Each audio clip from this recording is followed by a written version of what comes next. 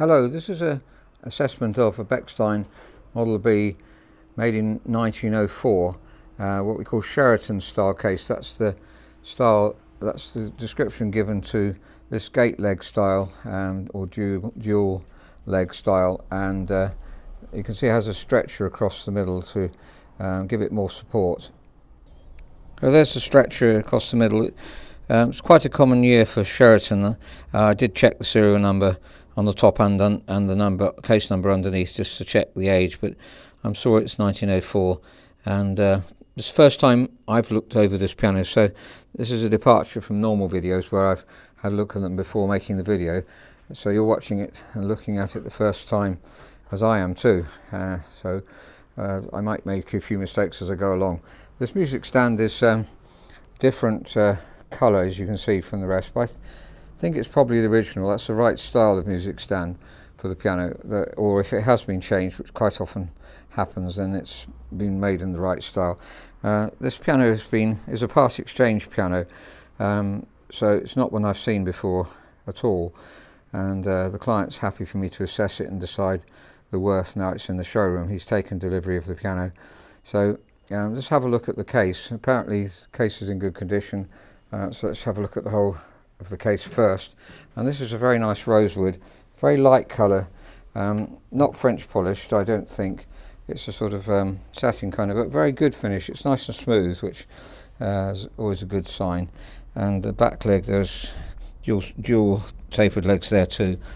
Before we look at the inside, the underside of the lid, now that's quite light as well, so the whole thing's been polished with integrity, I think. We do French polishing normally, but this satin finish obviously can look really, really good as well. And this looks to have some depth to it. Let's look around the other side and see if the colour is the same. Yes, I think it is. So that's good, because pianos of this age, they've been standing in the light area. Very often they fade on one side or the other. This one doesn't seem to have done. Now when we reveal here, and I haven't seen myself, we can see a different colour sometimes front to back, but no different colour here at all. So that's been kept very well.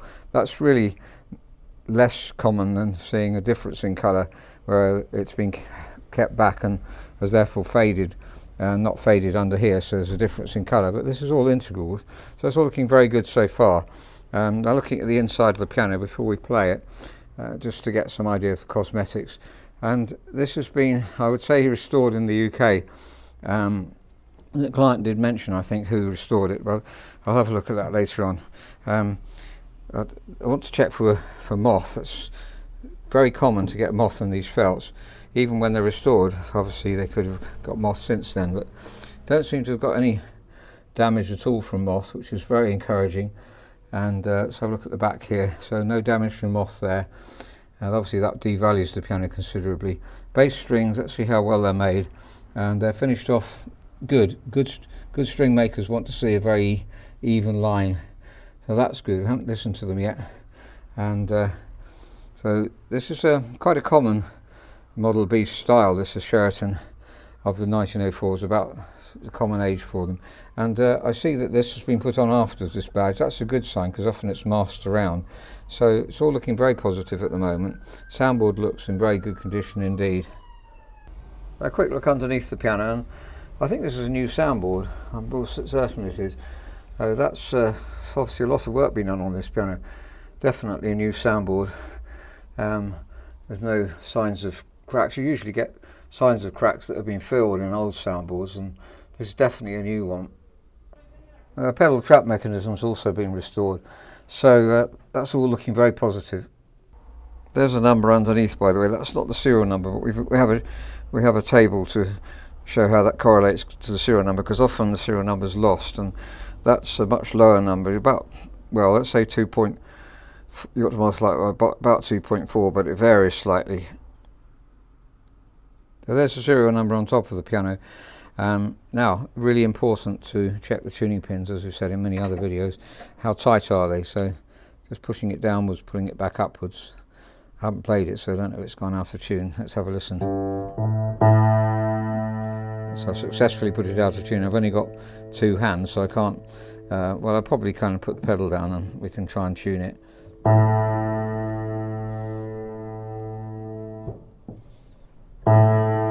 roughly right, but I need to obviously fine tune that. And the tuning pin's tight, so checking around this area, I usually do check around here.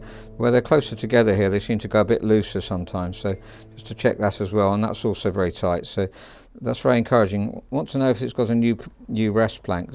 I think it probably has got a new rest plank. We'll just look on the underside of it to check that. The tuning pins are reasonably small, so I suspect it has. I think they're too small. This is a medium style lever, too small for having been changed when it was restrung, without a new rest plank when you can put smaller pins in. Before we look inside, these are replaced key tops, and another sign that it's been done well. These are replaced very well indeed, so that's encouraging, and they're nice colour, so go with the piano well. There's a little bit of finger marks on the back here. We can get rid of those, so that shouldn't be a problem. Before we listen to the piano, just get an idea of touch weight, and this is 59 grams, which is really a bit on the heavy side, unless you're wanting to work really hard. 59 grams is too heavy really. We'd set it normally between 48 and 50, 47 and 50 grams. Which sometimes people want it a little bit heavier, maybe 52, 50, up to 54. But I think 58 is really too much, and this is pretty even, although that one went down a bit quicker. So let's see if it's the same throughout the whole piano. If we go up to the top, it should be lighter a little bit, and right at the very top here, let's have it. Yes, well, that's a bit lighter. Let's try a few sharps just to get some idea of how consistent it is. That's not too bad, and there, and so tap the bottom to get it to go down. And let's have a look down here in the bass.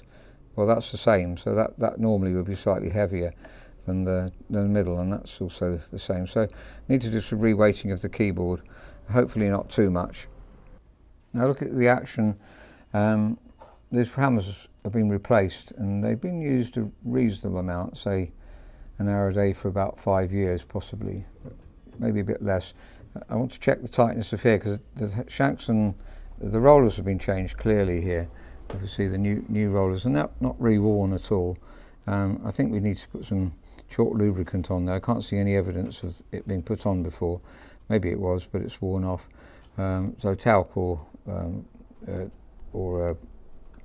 I can't think of the name, Teflon. And let's push this. Let's just see the tightness. You can tell if they're varying. Lift them up here. They're quite loose on the whole. I don't think they're too loose. I want to move to see if there's any sideways movement in the hammers. That's a clear indication that these are too loose. But I can't find any, so that's good. So we don't need to change the shanks and rollers. We would normally do that, I've mentioned many times before. It also makes these pins exactly really tight, the right tightness, sorry, so you get exactly the right tightness on all of them. Contributes to a very even touch. Let's have a look at the regulation on the piano. The regulation, the springs are taking it up on that one, and this one not really, so the springs here need adjusting, but that's minor adjustment. The hammer height looks about right to me. I haven't double checked it, so I'll have to do that probably after making the video. And the set off, let's have a look at that actually. By the way, these look like good replacement hammers, and I think they've been voiced quite nicely as well. We should check here, as we said many times before, it should be soft there, not quite as soft as we'd like it possibly, and then harder as you go up, and in the end you can voice very gently really, about 1 millimetre, 1.5 millimetres down. But these are put on well. You can see they're nicely, these grooves here, in order to make it check properly and catch properly.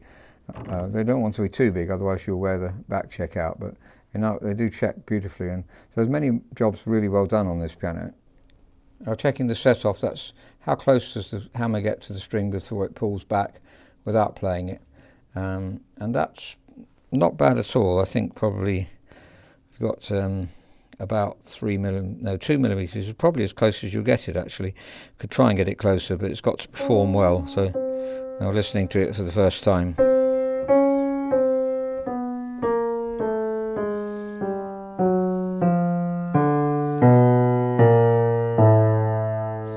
I do tune that myself.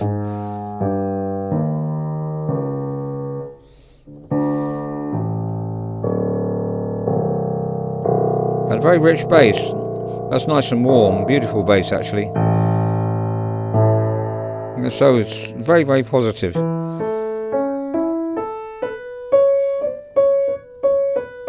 And the breakpoint there, which is often defective, is very, very good. It's unusual that we find a piano that, of course there are good restorers around, but very often we find a lot of work to do. I think the main thing on this is the touch. Let's go back to that. So we looked at the up weight. I want to check the down weight. Check the up weight. That is how many weights do you, if you leave. This is 36 left on here, and it's just coming up. So that's 36 up weight. 30 is sort of what we're probably aiming for. 36 isn't bad at all. On many pianos you get over 40, so that doesn't feel very good. It's pushing your finger. 36. That's actually 36, or maybe. Yes, maybe a bit less than 36. Let's have a look. Let's take two of them off. 34. So round that, that's quite a good up weight, really. Forgot to think about the pedals. I've mentioned many times before how beautifully low Bechstein pedals are. There's quite a lot of legroom, as it happens anyway. It's probably about 1 centimetre more than average. But you could, this is the option of raising up the casters a little bit more, 1 inch, because you could take this up 1 inch and still feel fine. So that's encouraging. If you're very tall, that would be ideal. There's not a huge amount of wear on this right hand pedal, I don't think, not really at all. It's not indented as you get many pedals, but whatever they put on top has just worn through a little bit.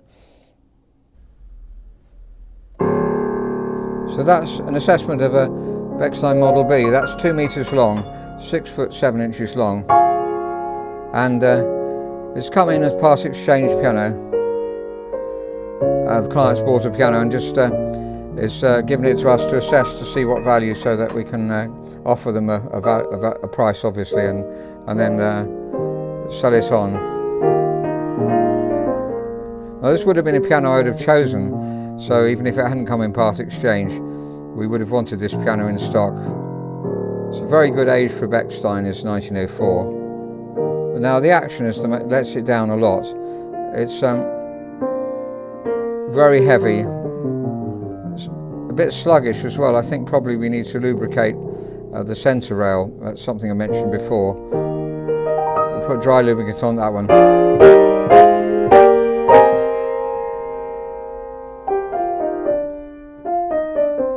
It was a typical Bechstein tone and been very well restored, apart from the weight, which is, funnily enough, often something we finally need to do. A little bit of finger marks here which we can get rid of, but the case is almost perfect.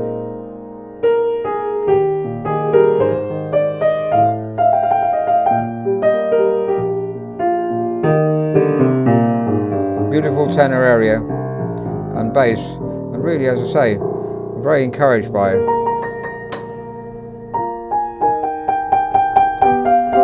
And the tone of the hammers, a bit of voicing to do, but it is the action. There's regulation on the action too.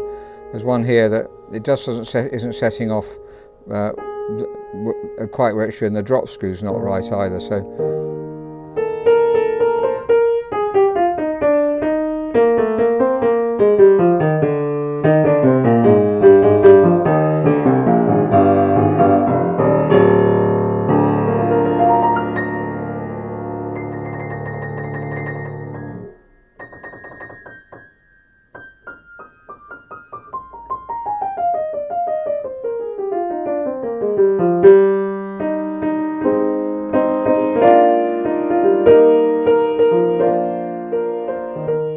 Yeah, definitely a piano I could play and play, except for the feel of it, which doesn't quite feel right, so that puts me off a lot. But tone-wise, around the breakpoint we often get a problem.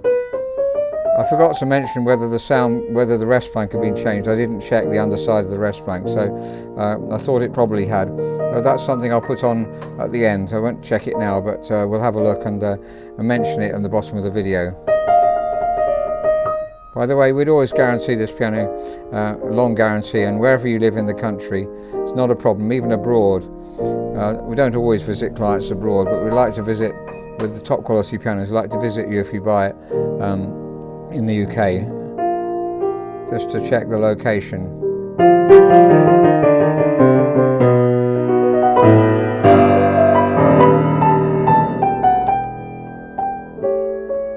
Plenty of power and plays delicately as well.